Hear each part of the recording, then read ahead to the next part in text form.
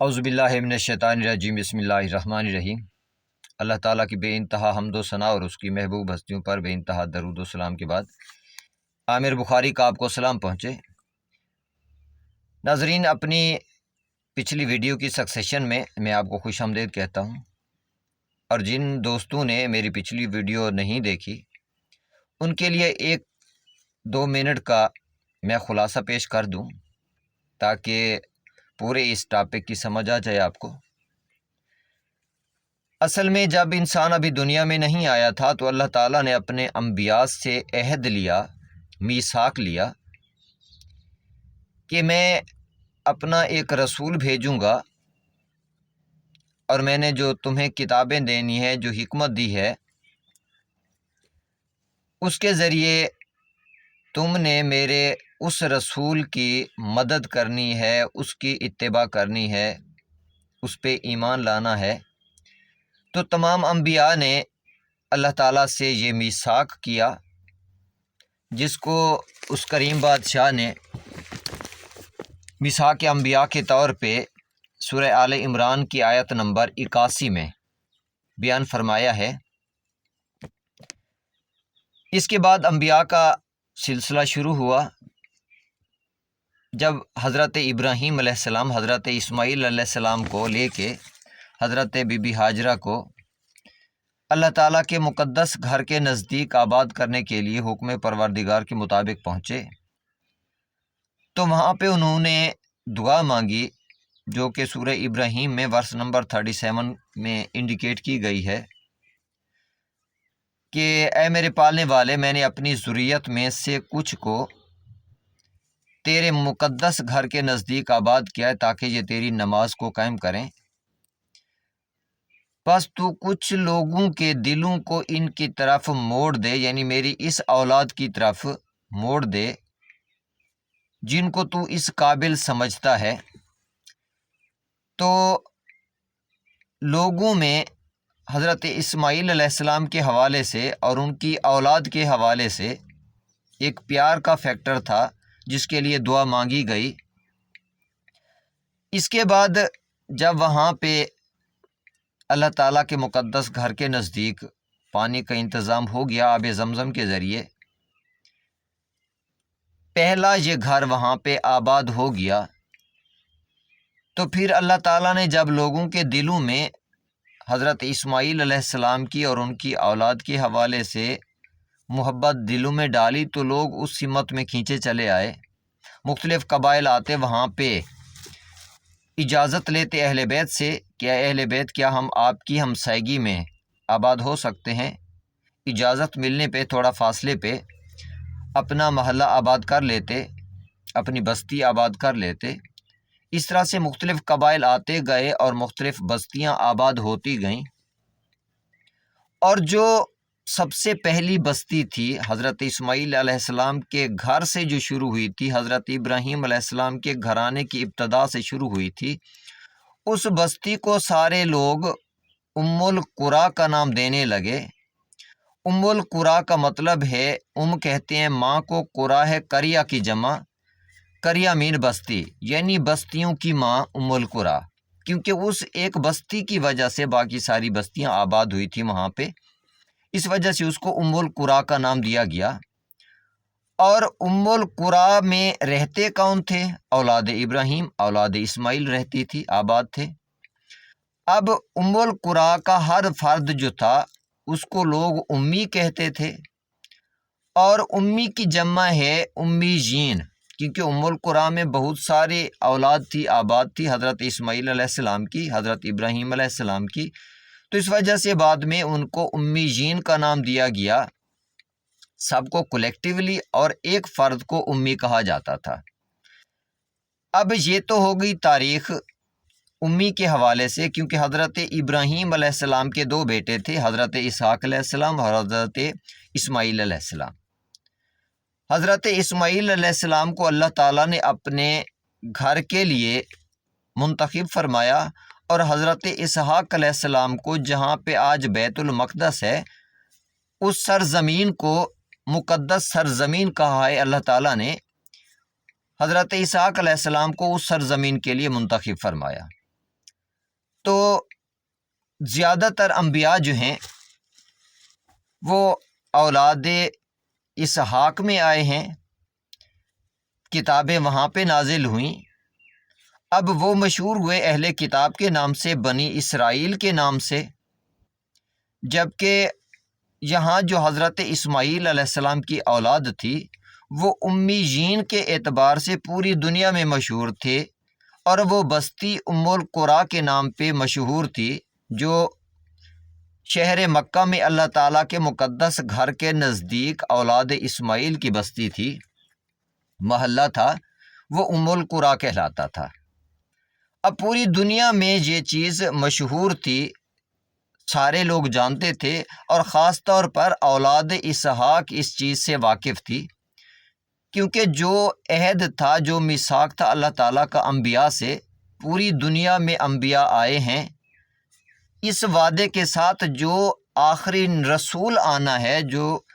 اس دنیا میں جب آئے گا تو اس کی ہم نے مدد کرنی ہے۔ مدد کیسے کرنی تھی؟ ہر نبی نے اپنی امت کو بتایا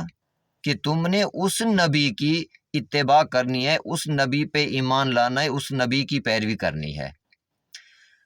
اب کیونکہ ہر نبی نے اپنی امت کو بتایا ہے، تو اسی وجہ سے ہر علاقے میں موجود لوگ اس چیز کو جانتے تھے کہ آل اسماعیل جو ہے، آل ابراہیم، وہ ام القریٰ والے ہیں، امیین ہیں۔ اب اس کی امپارٹنس مزید کلیئر اس ذات نے جب کی ہے، وہ اس انداز میں کی ہے کہ جب اللہ تعالیٰ کا گھر بنا رہے تھے حضرت اسماعیل علیہ السلام اور حضرت ابراہیم علیہ السلام، تو سورہ بقرہ کی ورس نمبر 1 to 4 سے ایک سلسلہ شروع ہوتا ہے، 1 to 7 سے آن ورڈ، تو اس میں پورا یہ قصہ بیان کیا گیا کہ جب اللہ تعالیٰ کا گھر بنا رہے تھے تو حضرت ابراہیم علیہ السلام اور حضرت اسماعیل علیہ السلام نے ایک دعا مانگی کہ اے میرے پالنے والے، ہم دونوں کو اپنا مسلمان قرار دے، اور ہماری ذریت میں دعا مانگ رہے ہیں حضرت اسماعیل علیہ السلام اور حضرت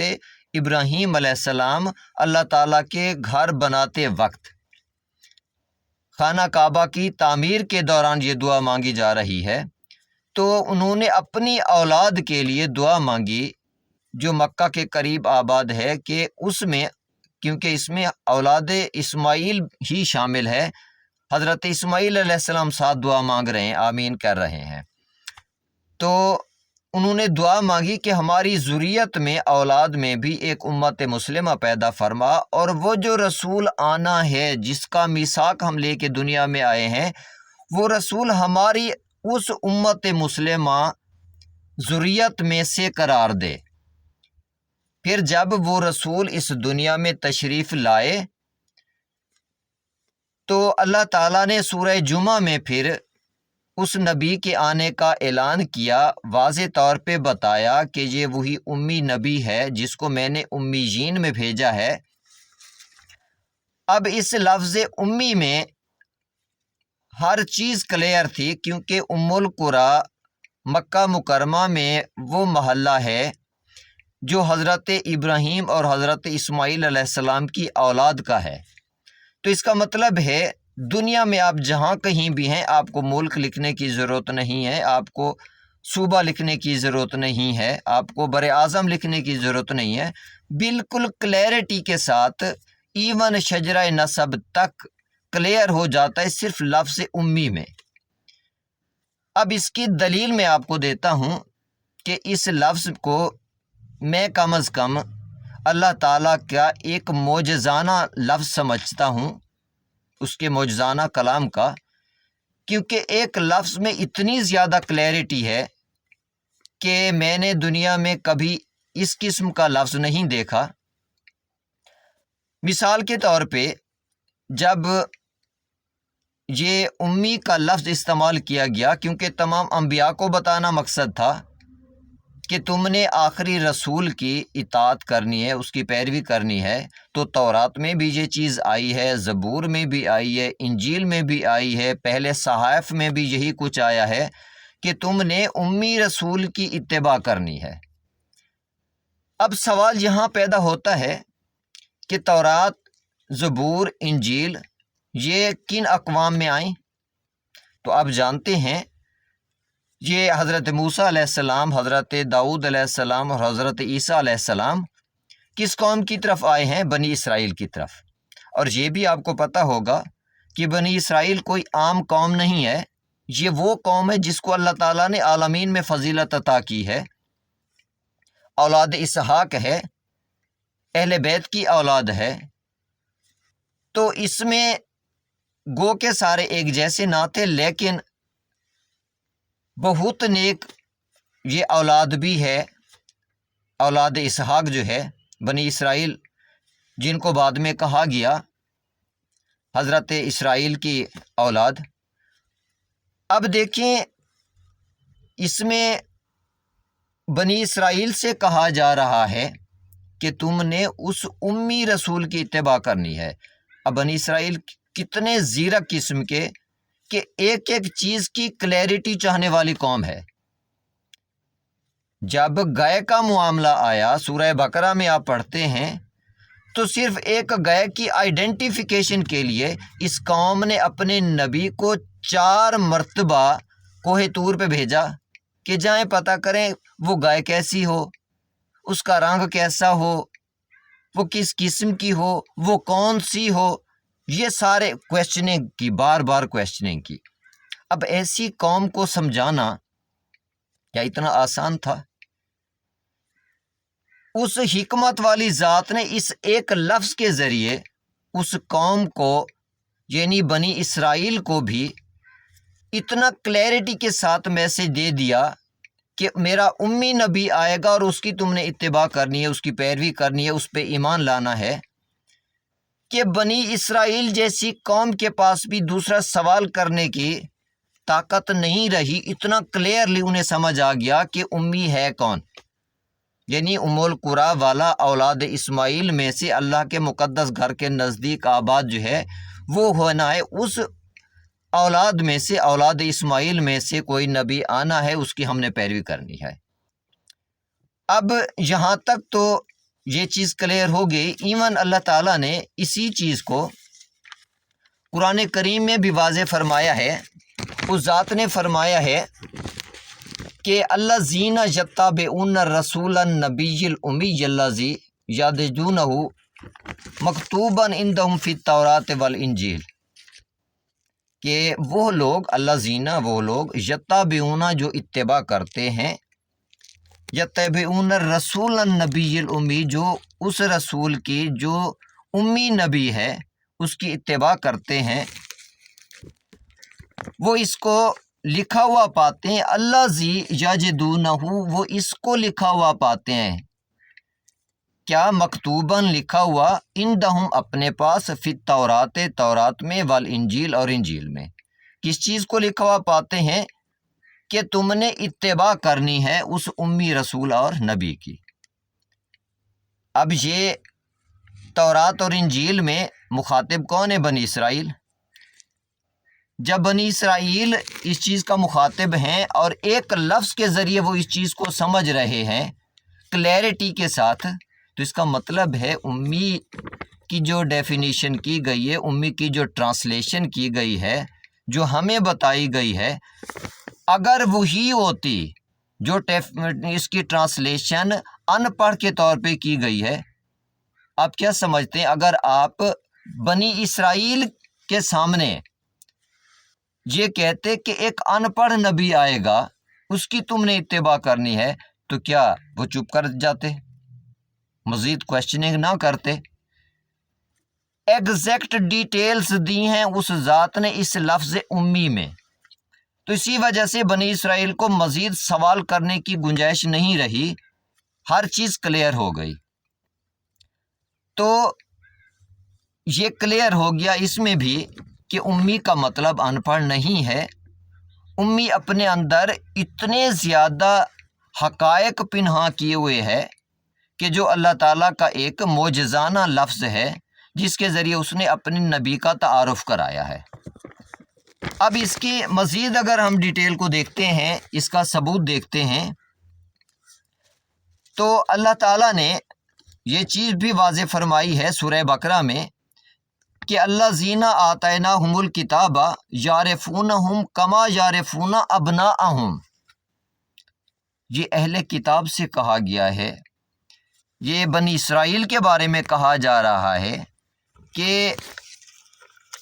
یہ وہ لوگ ہیں، یہ وہ قوم ہے کہ جو میرے اس رسول کو ایسے جانتی ہے جیسے اپنے بیٹوں کو پہچانتے ہیں۔ اب سوچنے کی بات ہے، اس لفظ امی میں اتنی ڈیٹیل کہاں سے آ گئی کہ جیسے بنی اسرائیل اپنے بیٹوں کو جانتے ہیں اسی طرح سے رسول خدا کو جانتے ہیں، آخری نبی کو جانتے ہیں، جبکہ لفظ استعمال ہوا کہ تم نے رسولاً نبی الامی، امی نبی اور رسول کی اتباع کرنی ہے، حکم یہ تھا۔ تو ایک امی کے لفظ میں وہ کیسے اتنا کلیئرٹی کے ساتھ جانتے تھے کہ جیسے اپنے بیٹوں کو جانتے ہیں؟ تو اس سے بھی واضح ہو گیا۔ دوسرا یہ پوائنٹ ہے کہ اس کا مطلب امی جو لفظ ہے اس کا مطلب ان پڑھ ہرگز نہیں ہے، ادروائز وہ اتنی کلیئرٹی کے ساتھ